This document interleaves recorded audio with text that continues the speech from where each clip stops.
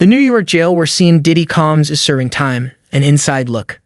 The Metropolitan Detention Center, MDC, in Brooklyn, New York is infamous for its brutal and unsafe conditions, and is where Diddy Combs is currently being held in pretrial detention. The facility, notorious for its violent incidents, unsanitary conditions, and poor oversight, has housed several high-profile figures in the past, including convicted sex trafficker Ghislaine Maxwell, Fyre Festival fraudster Billy McFarland, and disgraced R&B singer R. Kelly, who was convicted of child sexual abuse. The MDC has become a symbol of systemic failures in the U.S. prison system, and its conditions have raised alarms for both inmates and legal experts alike. In recent years, MDC has become notorious for its violent environment, with frequent stabbings and other violent incidents. According to reports from current and former inmates, attacks occur regularly within the facility.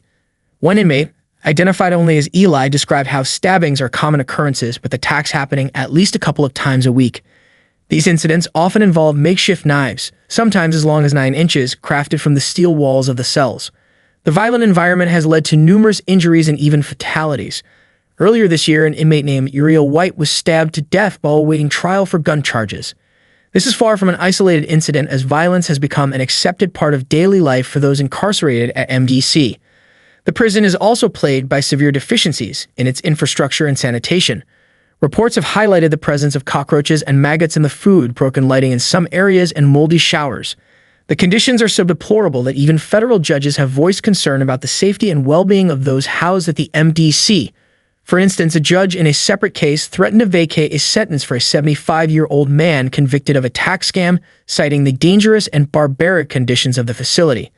This judge referenced multiple incidents of violence that went unchallenged by prison officials, underscoring the lack of oversight and order within the facility. Medical care at the MDC is another significant issue. Inmates have reported being denied adequate health care even in cases of serious illness or injury. Experts, including David Patton, former head of federal defenders of New York, have described the lack of medical care, unsanitary conditions, and rampant violence as systemic issues that have plagued the prison for years. The conditions have drawn comparisons to some of the most notorious prisons in the country, where overcrowding and poor management lead to widespread suffering. For Diddy, the MDC represents a dramatic departure from his previous lifestyle of luxury and fame.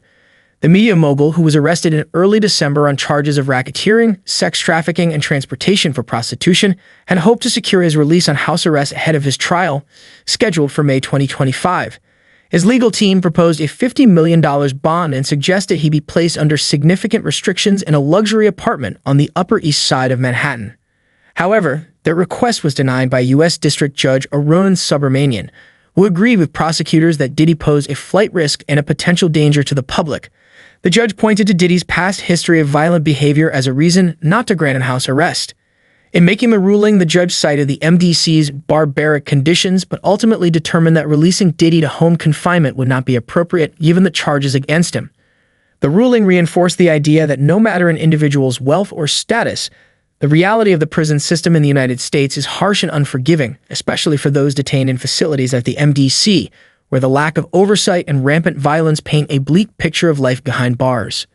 Diddy's situation serves as a stark reminder of the often inhumane conditions that persist in the country's jails and prisons, particularly in facilities that have been historically underfunded and understaffed.